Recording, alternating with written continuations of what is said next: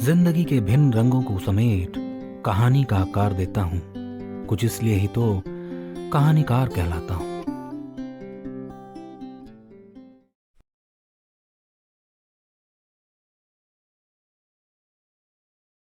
हमारी कहानियां सुनते रहने के लिए हमारा चैनल सब्सक्राइब करना और बेल आइकन दबाना ना भूलें।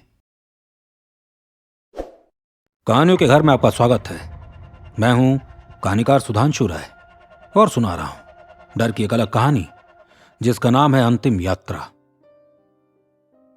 दिसंबर की सर्द रात हल्के से पसर चुकी थी। सूरज बस कुछ घंटे पहले ही अलविदा कह सांझ को देखकर लौट गया था।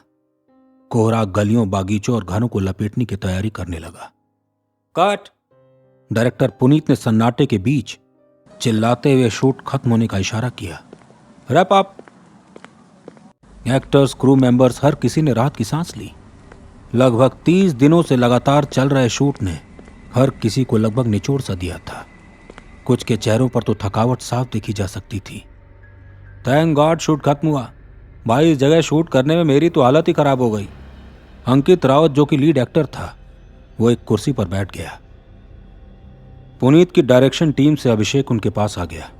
Sir, congratulations. अरे, सबको कॉन्ग्रेचुलेशंस। आई गेस लोगों को ये फिल्म पसंद आएगी। पुनीत उठकर सेट को ध्यान से देखने लगे। कुछ ही पलों में कुछ टीम मेंबर्स को छोड़कर बाकी सब रवानगी की तैयारी करने लगे। लगभग 9:30 बजे director Puneet, producer Shubham, DOP Ricky और असिस्टेंट सोनू होटल के बाहर बैठे चाय का मजा ले रहे थे। यार, सेट को ध्यान से तो मैं देख भी नहीं पाया। शूट का प्रेशर ही इतना था, लगा ही नहीं था कि बस 3 दिनों में शूट पूरा हो जाएगा। शुभम ने चाय की चुस्की ली। अरे, तो अभी देख कर आते हैं। कौन रोक रहा है? कल ही सेट को डिसमेंटल कर दिया जाएगा। देखना है तो आज का ही टाइम है। रिकी एक्साइटेड दिख रहा था। हाँ सर, मजा आ जाएगा, अभी चलते हैं। असिस्टेंट सोनू ने जोर दिया। अरे पर कोहरा कुछ ही देर में गहरा जाएगा, लौटेंगे कैसे? शुभम आगे बोलता। अरे सर, चप्पा चप्पा यहाँ दिमाग में छप गया है। आइए चलते हैं। होटल से लगभग 5 किलोमीटर आगे खेतों को पार करके एक खाली मैदान में सेट बनाया गया था। एक तरफ शमशान घाट था, दूसरी ओर जंगल। वहां बस पैदल ही जाया जा सकता था। गाड़ी कुछ दूर पहले ही रुक जाती थी। पतली पगडंडियों को पकड़ सब धीरे धीरे टॉर्च के सहारे आगे बढ़ रहे थे। अरे सर, संभल कर। अक्सर लोग लोटा लेकर इधर ही आते हैं शाम को, कहीं केक न कट जाए। सोनू की इस बात पर हर कोई हंस पड़ा।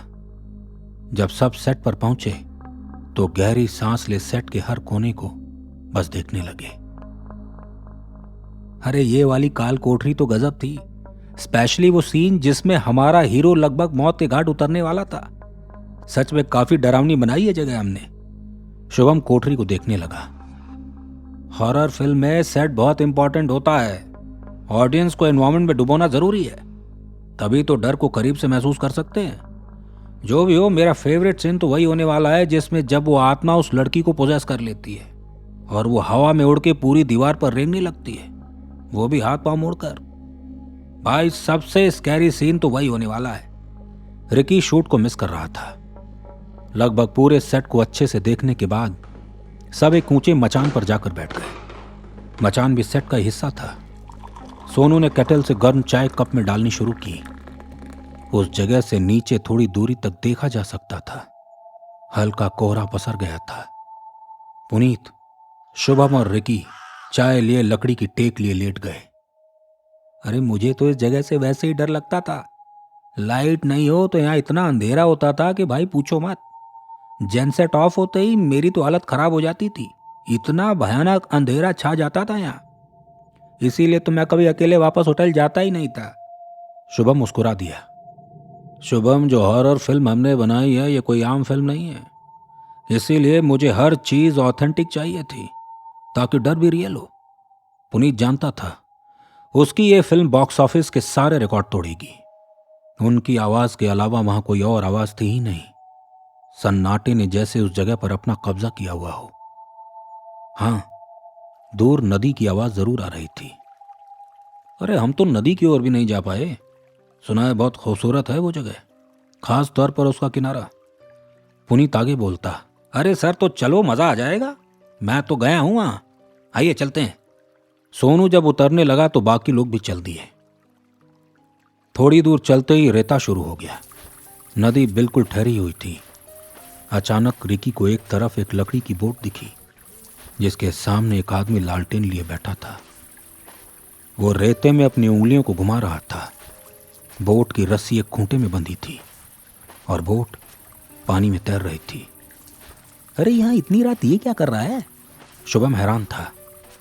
अरे क्यों ना बोट में बैठकर नदी के बीच जाए, इतना तो बनता है।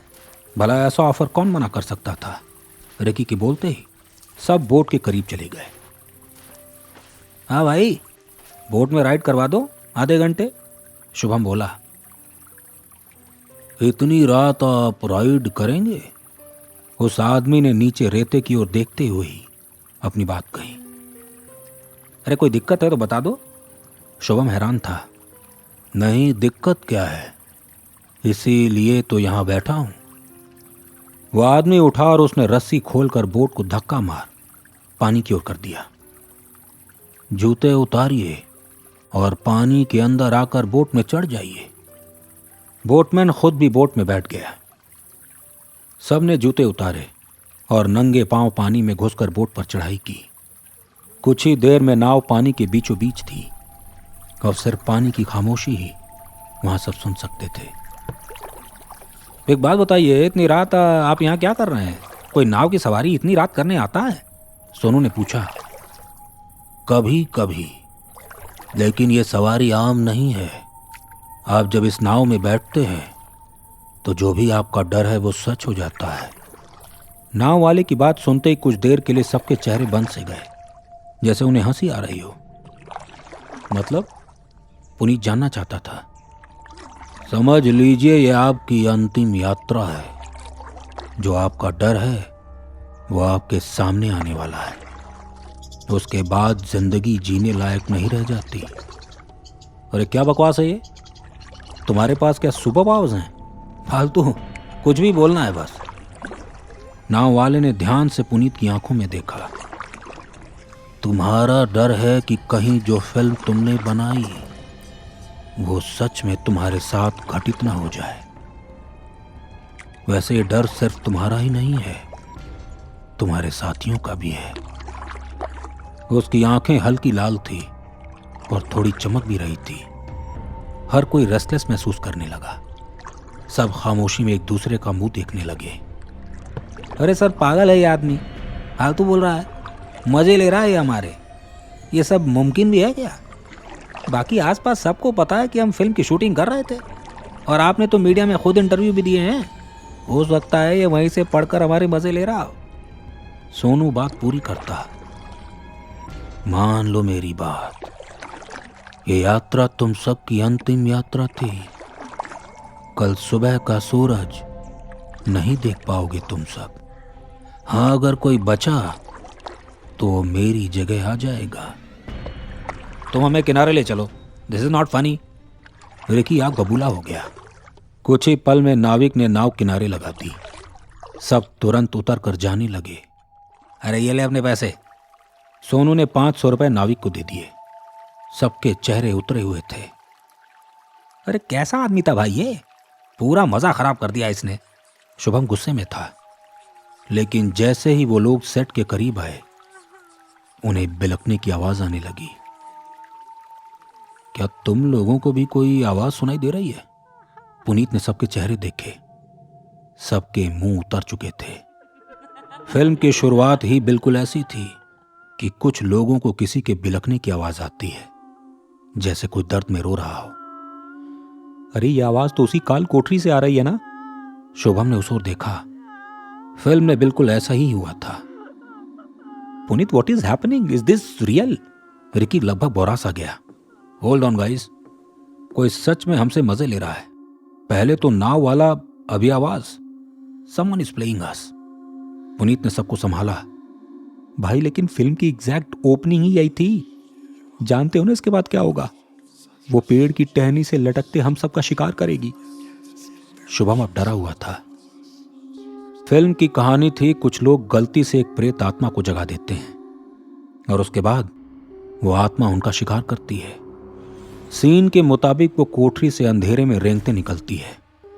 उसकी आंखें अंधेरे में चमक रही होती हैं। बिल्कुल वही अब सच में होने लगा। शुभम, पुनीत, रिकी और सोनू साफ देख सकते थे एक रेंगती आकृति कोठरी से बाहर आ रही है। सबके पांव जम से गए। ऐसा कैसे हो सकता है? अभी तो सब वहीं से गए थे, तब कुछ क्यों नहीं दिखा? क्या नाव वाले की बात सच थी? हर किसी के दिमाग में यही घूमने लगा। रात के सन्नाटे में उस आकृति की गूंजती आवाज, पत्तों की सरसराहट बेहद डरावनी लग रही थी। अचानक वो प्रेत आत्मा पेड़ पर चढ़ी और एक पेड़ से दूसरे पेड़ पर कूदने लगी। शुभम और रिकी की तो चीख निकल गई। अचानक सोनू को उसने ऊपर खींच लिया। सोनू डर में चिल्लाता रहा, पर उसकी आवाज घुटन में बदल गई और अगले ही पल उसका सर नीचे आ गिरा। पूरा सर चबा लिया गया था। सबकी रूह मानो हलक में आ गई। आंखें बाहर आने को थी। कौन किस तरफ दौड़ा पता ही नहीं चला। पुनीत ने लेकिन अपनी दौड़ नदी की ओर लगाई।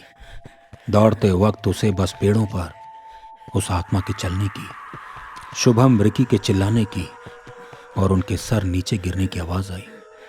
पुनीत किसी तरह उस नाव वाले तक पहुंचा। वो जानता था उसकी मौत बस उसके करीब है। पास के पेड़ से उसने आवाज भी सुनी। लगभग अधमरी सी हालत में वहां तक पहुंचा। सांस भी नहीं ले पा रहा था वो। हाथ कांपने लगे थे। कोई भी ऐसी भयावह मृत्यु के करीब हो तो ऐसा ही होगा। प्लीज प्लीज मेरी मदद करो, उसने नाव वाले से गुहार लगाई। नाव वाले ने बस इतना कहा, भाई नाव की रस्सी तुरंत पकड़ लो। पुनीत उसकी आंखों में हैरानी से देखता रहा। हड़बड़ी में उसने नाव की रस्सी पकड़ ली। अचानक हिलते पेड़ शांत हो गए।